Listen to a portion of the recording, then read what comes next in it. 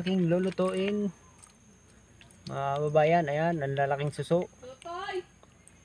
Kinuha ko pa ito sa malayong lugar ng Siroma Camarines Sur. Ayan, sa ilog ng Pundado. Dinayo ko pa to. Ayan, ang lalaki ng aking nakuha.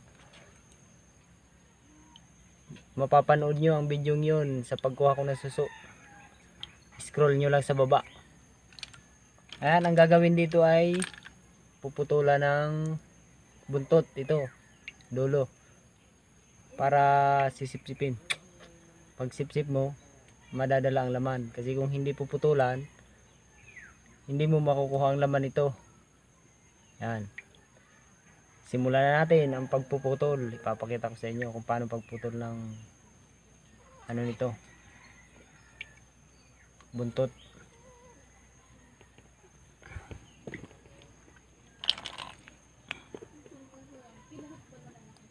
Yan na, ito na. Cut.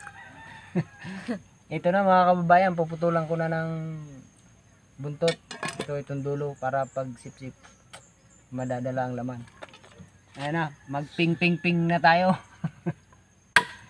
Ayan. Ganyan ang pagputol. Pili ito ang gamiting likod ng itak. Kasi pag ito, siya, masisira ang talim.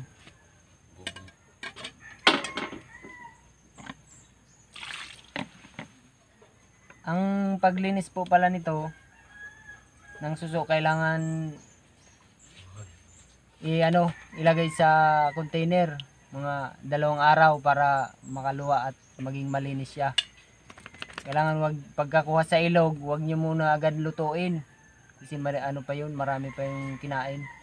Kailangan muna sa container. Lagyan lang ng tubig para hindi mamatay. Ganun lang po. Kaya ito, malinis na to. Lutuin ko na.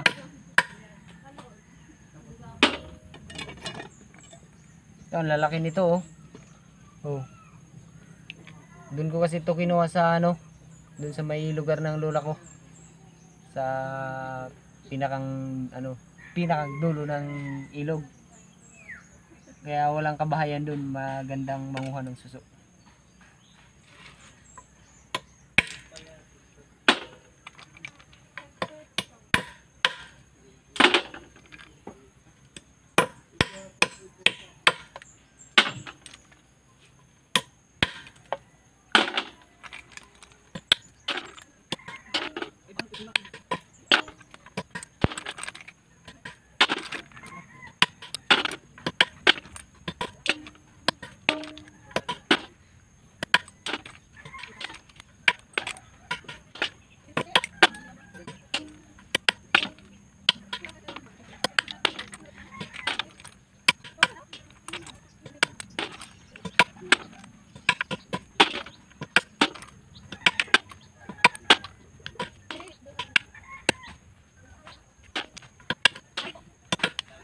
Ayan, tapos na putol ng dulo ng suso. Ayan Kailangan na lang ay hugasang maigi para hindi mapasama yung mga nabasag na shell, maliliit.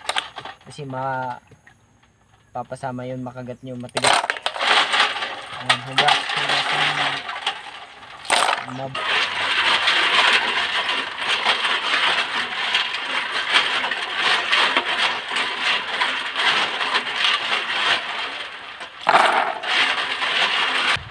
Hugasan lang ng ulit-ulit hanggang sa luminaw ang tubig. Ibig sabihin malinis na ang suso.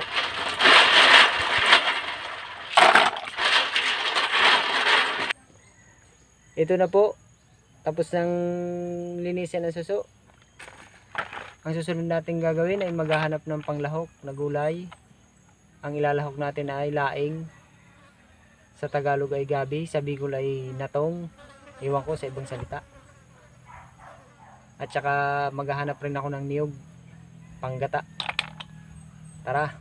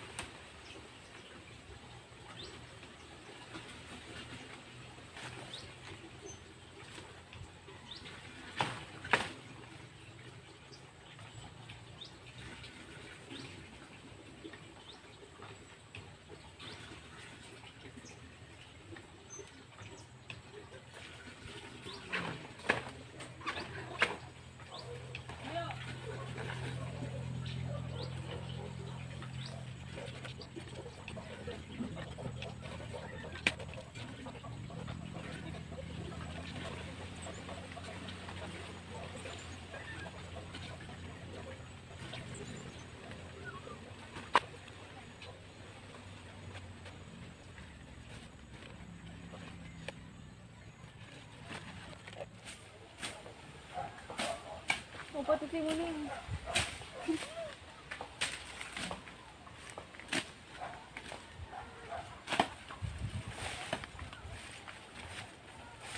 Ito ba?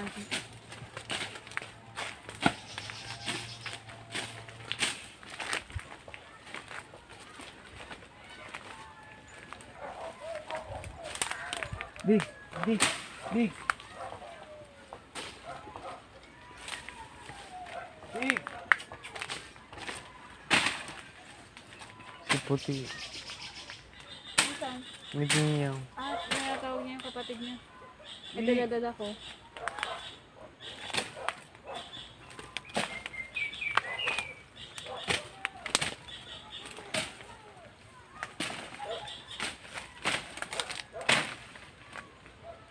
Rinig na. Ha? Yung yan. Oo, yun na rin. Tinatawag niya kasi yung kapatid niya. Big.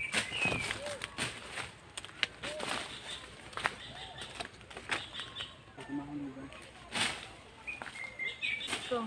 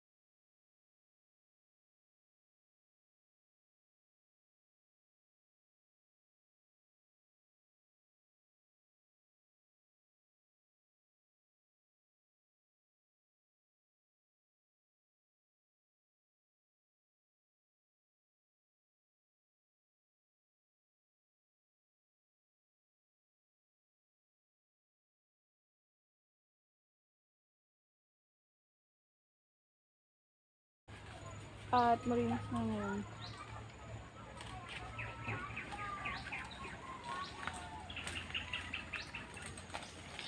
Ay, kabayo.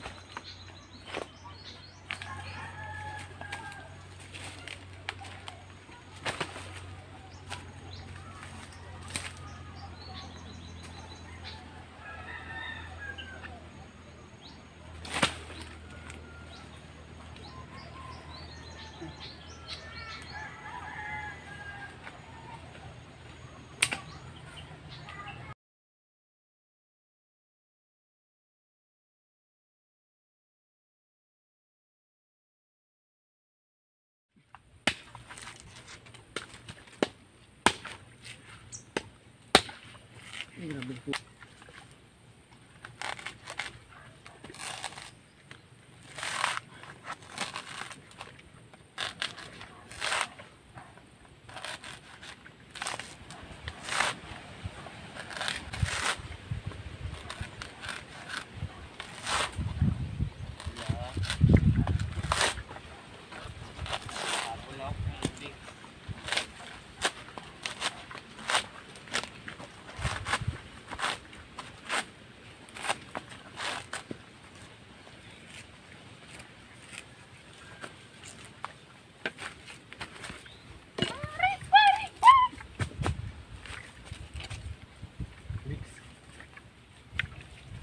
Nilaog yan ng ano, ampol.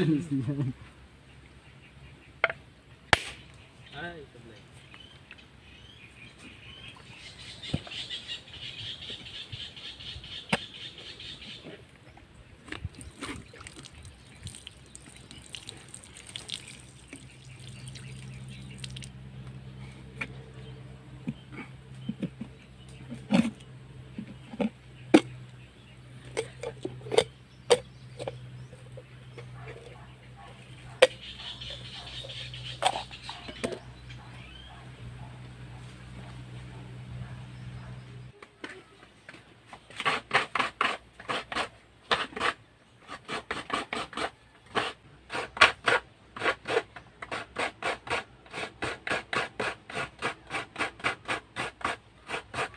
Bili ka ng sibuyas.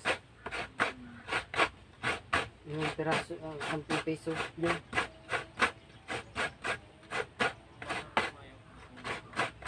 Yun sa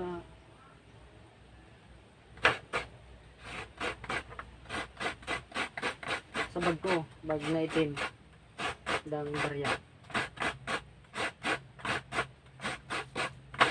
Dali, para tuloy-tuloy yung pagluto mo.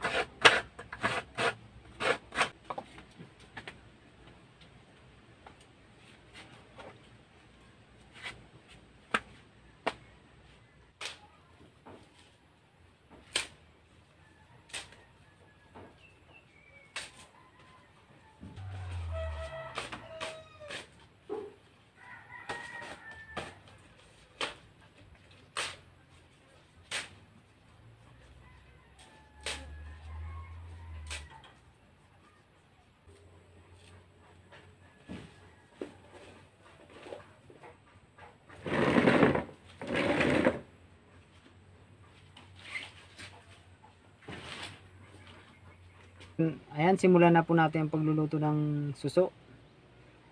Ito na po ang gata. Ito, ang gata. Ito yung unang gata. Hiniwalay para mamaya.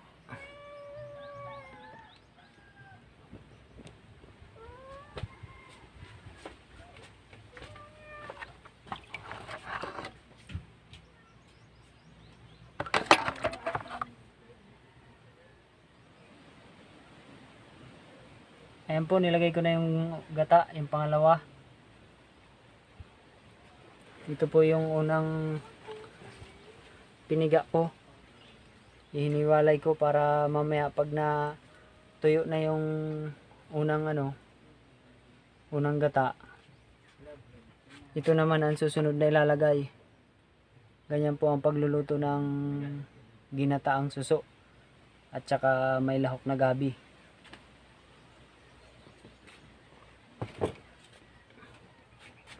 Yan, lang ako magsisiga ng dito sa dito lulutuin sa kahoy kasi matagal po ito lutuin. Kaya ang ipanggagatong ko ay kahoy.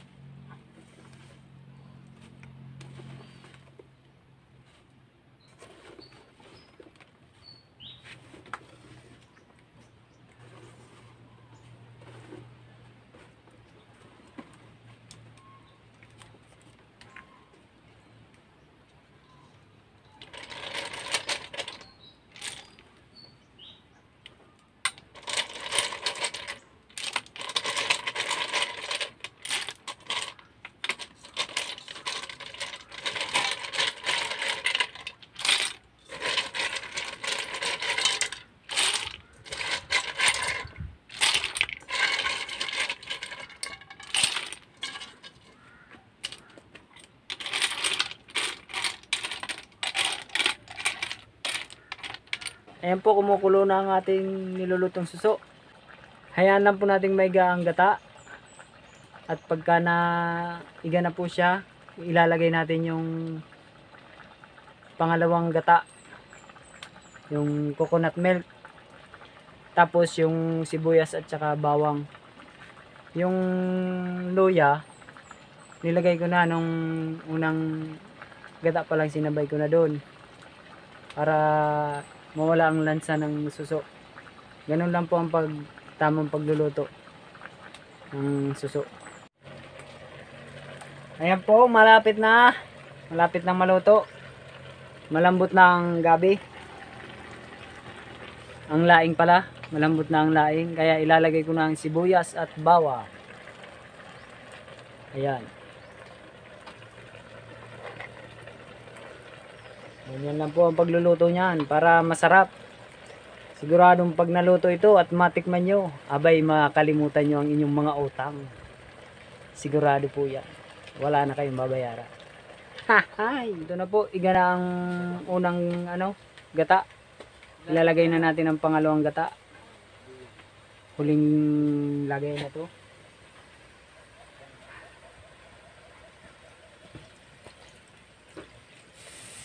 Ayan. Tapos antayin na lang ulit nating maiga itong gata na nilagay natin. Ayan. Medyo matagal lang po talaga lutuin itong ganitong ginataan. Kailangan lang po talaga ng iba yung pagtsatsaga at sipag sa ganitong pagluluto. Pagka ginataan talaga ay matagal. Kaya dito ko nga po siya niluto sa pugon. Pugon ang tawag sa amin ito. Ang gatong niya ay kahoy. Ayan. Mga kawayan, pwede rin. Ayan, medyo nasira na nga. Gawa ito ng aking bayaw. Ayan, nakikuluto lang ako.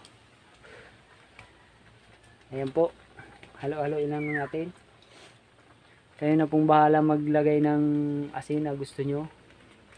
Kung gusto nyo medyo maalat. Ayan. Pag kaunti na po ang gata at napansin yung medyo naglalangis-langis na, okay na po yan. Lutong-luto na po yan at masarap na talaga. Pwede nyo nang serve.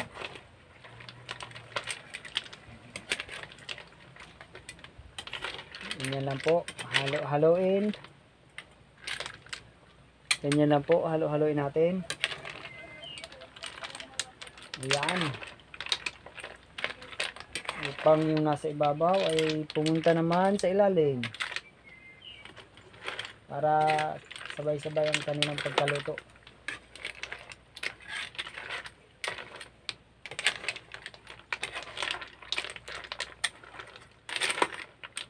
Ayan. Ayan na po, luto na ang ating ginataang suso.